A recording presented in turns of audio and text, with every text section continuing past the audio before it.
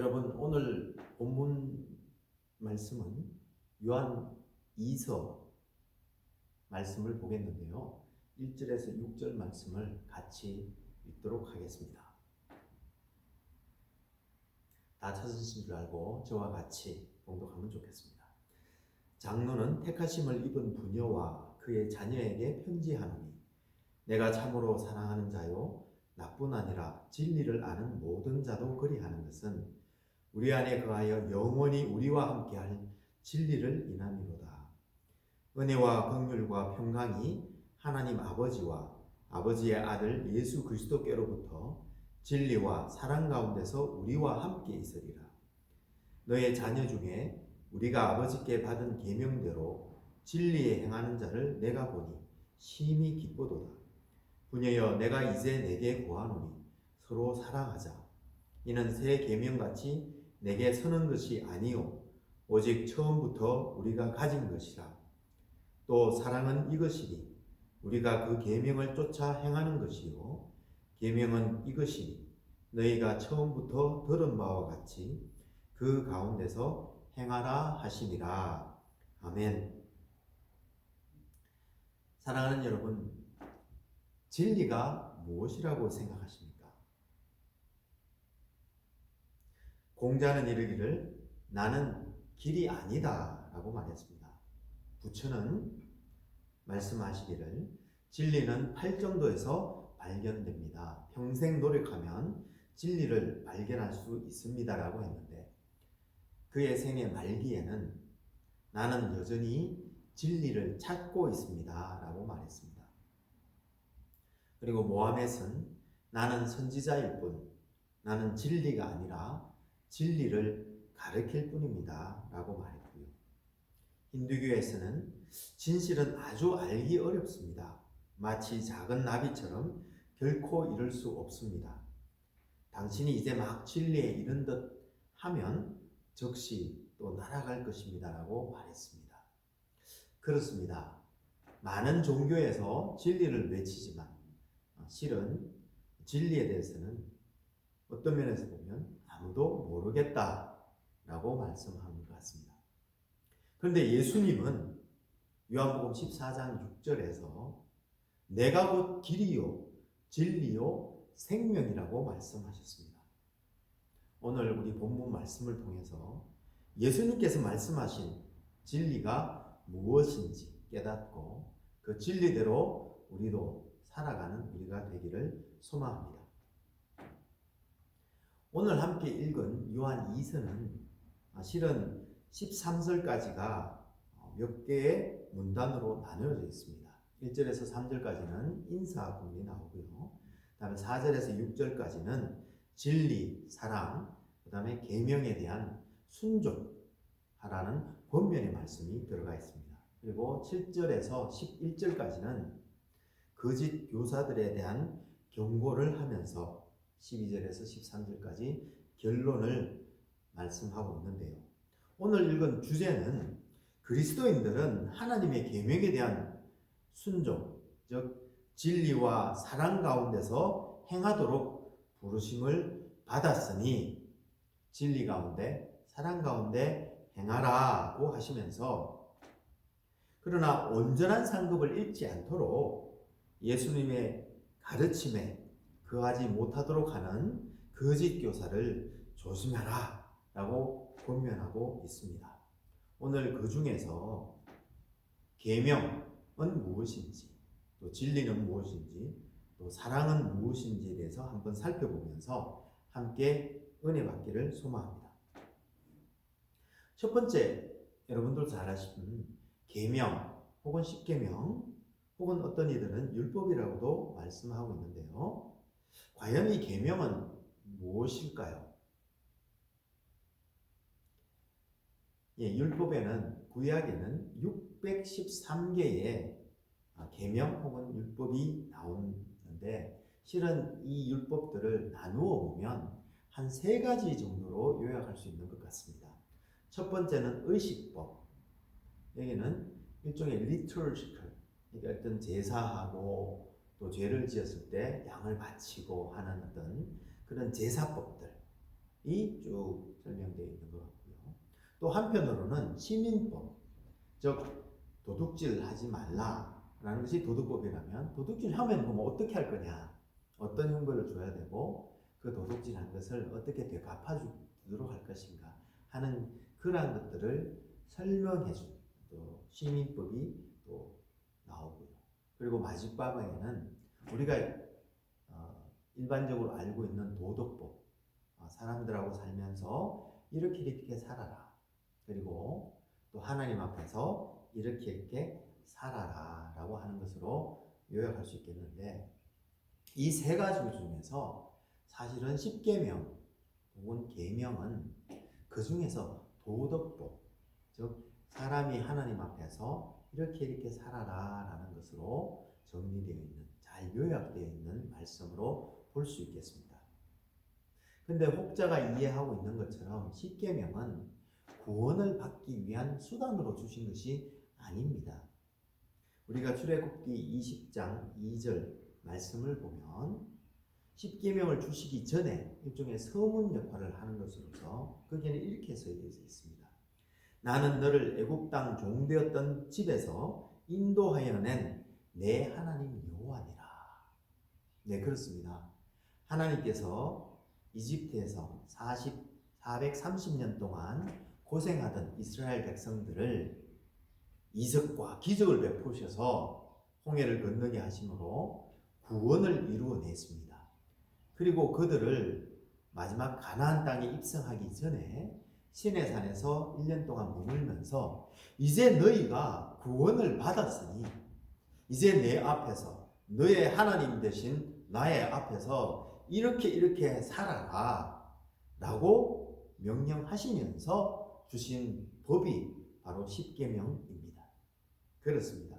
십계명은 구원을 얻기 위한 수단이 아니라 실은 하나님께서 은혜로 베풀어 주신 구원에 대한 인간의 반응으로서 하나님 앞에 하나님의 백성으로서 거룩하게 어떻게 살아갈지를 가르쳐 주시고 설명해 주신 것들로 볼 수 있겠습니다. 그런 의미에서 칼빈은 율법을 세 가지 용도로 설명을 했는데요. 첫째는 죄인들을 예수님께로 인도하는 몽학 선생의 역할, 두 번째로는 사회가 더 악해지지 않도록 막아주는 역할, 그리고 세 번째, 주님의 백성들을 성화시켜 나가는 기능이 있다고 했는데요. 오늘 본문에서 나오는 이 계명들은, 이 세 계명은 실은 성화의 기능, 주님의 백성으로, 구원받은 백성으로 어떻게 살아갈지를 설명한 것이 바로 이 계명이라고 이해하시면 좋겠습니다. 근데 그렇게 하나님 뜻대로 살아가는 혹은 하나님 계명에 순종하는 삶은 오늘 본문에서 진리 가운데 행하는 삶이요, 바로 그것이 사랑으로 행하는 삶이다 라고 본문에서 요약해주고 있는 것 같습니다. 먼저 여러분들이 잘 알고 있는 서로 사랑하라 라는 세 계명에 대해서 우리가 한번 알아보기를 원합니다. 예수님께서는 10계명을 요약해서 대계명, Great Commandment, 즉 하나님 사랑과 이웃 사랑으로 요약해 주시면서 마지막에는 세 계명, 그 사랑하는 계명을 한 가지로 집약해 주시면서 서로 사랑하라 라는 세 계명을 주셨습니다. 여기서 이 사랑하라는 단어에 쓰인 헬라어는 여러분들도 잘 아시다시피 아가페입니다. 그런 의미에서 이 그리게는 실은 사랑하라, 사랑이라는 단어가 네 가지 단어가 나옵니다. 첫 번째는 스톨게, 에로스, 필레오, 아가페, 네 가지가 나오는데요. 이 스톨게라는 단어는 주로 부모와 자식 간의 사랑, 진짜 희생적인 사랑을 표현할 때 스톨게라는 말을 쓰고요. 필레오는 친구 간의 사랑, 의리가 있고 서로 의기가 통합되는 사랑을 표현할 때 필레오라고 쓰기도 합니다. 근데 여러분들이 알고 있는 이 에로스와 아가페는, 에로스는 사람들, 인간들 사이의 사랑, 혹은 아가페는 신과의 사랑이라고 이해하고 있으신데요. 그것도 물론 그렇게 이해할 수도 있겠지만, 실은 에로스는 이성적으로 설명되지 않는 사랑을 에로스라고 표현하고요. 아가페는 실은 이성적인 사랑을 의미합니다. 즉, 여러분들이 부인이나 남편을 만났을 때, 처음 만났을 때 눈이 뿅 이렇게 나도 모르게 가슴이 두근두근하고, 이유를 설명할 수는 없는데 그 사람을 봤더니 그런 일이 일어났어, 그게 사랑이야 라고 말할 때는 실은 에로스라고 표현할 수 있겠고, 또 그분을 만나보니 이런 면이 참 멋있고 참 이렇게 내가 혹하는, 반하게 되었다, 그 사람을 알고 보니. 그래서 좀 더 이성적으로 그 사람을 알게 된, 그래서 그분을 존중하고 존경하고 사랑하게 된 것을 아가페 사랑이다, 이렇게 말하고 있습니다. 그래서 이 아가페는 이성적인 사랑이자 그 사랑하는 대상에 대해 정확한 인식을 바탕으로 한 사랑을 말씀하고 있는 것입니다. 그래서 그 정확한 인식을 바탕으로 상대에 대해서 깊은 존경심을 가지고 하는 사랑을 아가페적인 사랑이라고 얘기하고 있고, 그러한 사랑, 그러한 깊은 존경심은 결국은 그 상대편에 대한 감격과 찬미를 포함하는 그러한 외적 표현을 수반하는 그러한 사랑을 아가페 사랑이라고 말씀하고 있는 것입니다. 그렇기에 우리는 하나님에 대한 사랑이 결국은 예배로 나타날 수밖에 없다라는 것을 우리는 이해할 수가 있습니다. 즉, 하나님을 알고 그분의 아름다움을 우리 아는 우리가 진짜 존경과 감사와 찬송을 담아 그 사랑을 하나님께 표현하는 것이 바로 예배다. 그것이 바로 우리가 표현하는 아가페적인 사랑, 하나님에 대한 사랑을 그렇게 표현할 수가 있겠습니다. 그런데 참 놀라운 것은 하나님께서 우리를 아가페적인 사랑으로 사랑하신다는 사실입니다.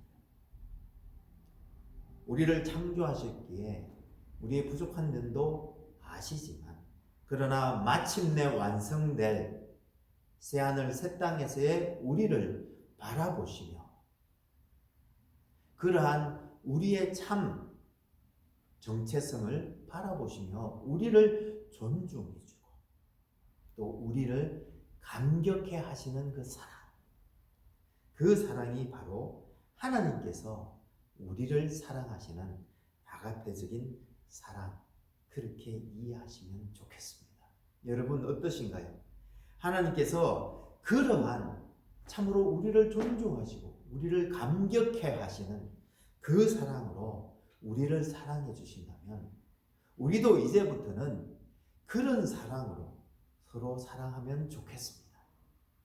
서로에게 심겨진 하나님의 형상을 바라보며 그렇게 서로를 존중하고 심지어 서로에게 감격하고 서로를 찬양할 수 있는, 그 아름다움을 찬양할 수 있는 그러한 사랑으로 서로 사랑하는, 그래서 서로에게 감격이 넘치는 그러한 사랑이 우리 온 교회에 가득 넘치기를 소망합니다. 그러면 두 번째, 진리 가운데 행한다는 말씀은 무슨 말씀일까요? 네, 진리라는 단어는 헬라에 보면 알레세이아를 쓰는데요. 그 알레세이라는 단어는 잘 보면 그러니까 어라는 게 적두어로서 부정적인, 그것이 아니다라는 말로 쓰시지 않습니까? 그래서 A 플러스 레테 란다오 동사형으로는 라고 써있는데, 이 란다오라는 단어는 사실 감추어져 있다 이런 뜻입니다. 그래서 A가 붙으면 되는 뭐게 되죠? 감추은 것이 드러난다 이런 뜻입니다. 즉 진리는 원래 감추어져 있는 것인데 그것이 겉으로 드러나는 것, 그것이 진리라고 말씀할 수 있습니다. 그래서 하나님께서 하나님 안에 감추어진 하나님 자신인 그 진리가 계시를 통해서 드러나는 것, 그것이 바로 진리라고 설명할 수 있겠고요. 특별히 인간의 타락 이후에 이 땅에 진리가 있을 수 없지 않습니다. 그래서 모든 것이 부분적인 진리일 뿐 영원하고 절대적인 진리는 더 이상 우리 인간 속에서는 발견할 수 없기에, 제가 처음에 시작에 말씀드린 것처럼 모든 종교에서도 실은 진리에 대해서 정확하게 이렇다 정의할 수 없고 그것을 표현할 수 없었던 것은 어떻게 보면 당연한 귀결이 되겠습니다. 그렇습니다. 그런 면에서 진리는 오직 한 분 하나님 뿐이시며, 예수님은 그 한 분 진리이신 하나님을 그분을 통해서 볼 수 있게 하신 분으로 이해할 수 있겠고, 그래서 요한복음 14장 9절에서 예수님께서는 나를 본 자는 아버지를 보았다고 말씀하셨고, 골로새서 11장 5절에서는 예수님은 보이지 않는 하나님의 형상이시다 라고 설명한 것 같습니다. 그렇습니다.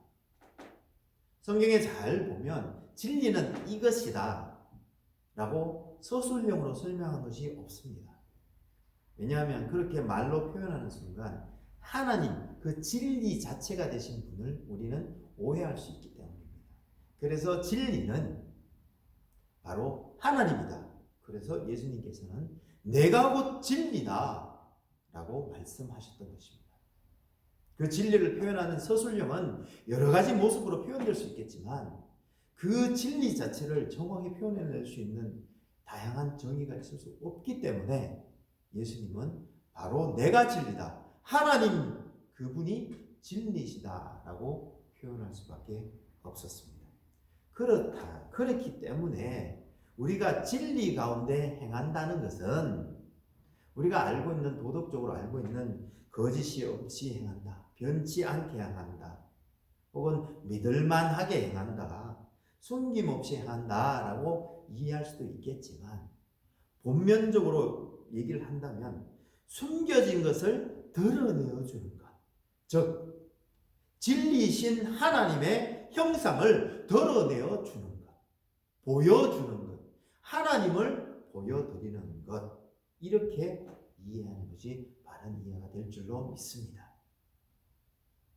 사랑하는 여러분, 우리는 그래서 우리 속에 있는 진리, 즉 예수님을 보여드리는 것이 바로 진리 가운데 행하는 삶이 되겠고요. 좀 더 한 단계 들어간다면 하나님께서 우리 속에 창조해 주신 하나님의 형상, 진리 되신 하나님의 이미지를 드러내어 주는 것, 그것이 바로 진리 가운데 행하는 삶으로 이해할 수가 있겠습니다. 그렇게 될 때 실은 하나님은 사랑이시다 라고 이해한다면 그 사랑을 진리로 드러내어 주는 것, 겉으로 표현되어 주는 것, 그렇게 우리 속에 사랑으로 행하신 그 진리의 하나님을 드러내어 선포하는 것이 바로 진리 가운데 행하는 것이고, 진리와 사랑이 함께 만나는 것이라고 볼 수가 있겠습니다. 그래서 고린도전서 13장에는 사랑은 진리 가운데 행하며 그것을 기뻐한다 라고 말한 것 같습니다. 그러면 이제는 이런 것을 이해한 반면에 한편으로는 또 다른 도전을 받습니다. 그러면 과연 우리가 그렇게 살 수 있을까라는 질문이 생기게 됩니다. 오늘 본문 1, 2절에서는 택하심을 받은 분열을 진리 가운데 사랑한다고 말하고 있는데, 그 이유는 바로 우리 안에 거하여 영원히 함께 하실 진리, 즉 예수님으로 말미암음이다 라고 말하고 있습니다. 그렇습니다. 자기 스스로를 진리라고 선포하시고 또 그 진리대로 그분이 사랑이신 그대로 십자가에서 사랑으로 행하신 분, 그분이 내 속에 사시는 것을 믿는 믿음으로 사는 우리이기에 우리는 또한 그분의 뜻을 쫓아 진리와 사랑으로 사는 우리가 되겠다는 그러한 마음을 성령님께서 우리 속에서 일으켜 주시고 또 그 뜻대로 행하고자 하는 마음을 주시기에 우리는 진리 안에서 그 사랑으로 강권함을 받아 오늘도 진리와 사랑으로 또 진리와 사랑이신 예수님을 드러내는 삶으로 인도함 받을 줄로 믿습니다. 사랑하는 여러분, 이 시간에 우리 주님의 사랑이 진리 되신 주님께서 여러분 모두와 함께 하시고 그렇게 그 진리로 함께 살아가는 여러분들을 통해서 가정과 교회와 또 여러분들이 발걸음을 걸어가시는 그 모든 회사와 사회 여러분들의 삶 속에서 그러한 진리, 주님이 드러나고 또 사랑이, 주님의 사랑이 배어나오는 그러한 귀한 복된 날 되시기를 소망합니다. 우리 같이 기도하시겠습니다. 하나님 아버지, 이 시간에도 저희들을 주님의 전으로 불러주시고 진리와 사랑 안에서 주님의 뜻을 쫓아 살도록 마음 주시고 은혜 주시고 능력 주셔서 그렇게 인도해 가주심에 감사를 드립니다. 주님, 우리에게 진리의 빛으로 오셔서 참빛 되신 하나님을 알게 하시고 사랑이신 주님의 뜻을 쫓아 우리도 진리와 사랑으로 행하며 그렇게 인도하여 주셨고 또한 우리가 이 어두운 세상에 주님 대신 진리의 빛을 비추게 하시고 주님의 십자가 사랑을 전하는 우리가 되게 하여 주시니 감사를 드립니다. 기도하옵기는 우리 안에 계시는 주님을 믿는 믿음으로 주님과 동행하며 진리 되신 주님을 그 주님의 십자가 사랑을 이 땅 가운데 드러내고 또 우리의 삶으로 보여주는 우리 모두가 되게 하여 주옵소서. 기도하옵기는 오늘도 우리들이 그 주님의 빛과 사랑을 우리 자녀들과 우리가 만나는 사람들에게 전하는 복된 날 되게 하여 주옵시되 특별히 우리가 그렇게 은혜를 받았던 것처럼 우리가 만나는 모든 사람들의 속에 있는 하나님의 형상을 발견하고 또 그것을 싹 틔우도록 도와주며 또한 있는 그들의 모습을 사랑하고 품고 섬기는 우리 모두가 되게 하여 주실 때에 그 은혜가 우리 온 교회도 차고 넘치기를 소망하며 이 모든 말씀 우리 주님 예수님 이름으로 간절히 기도합니다. 아멘.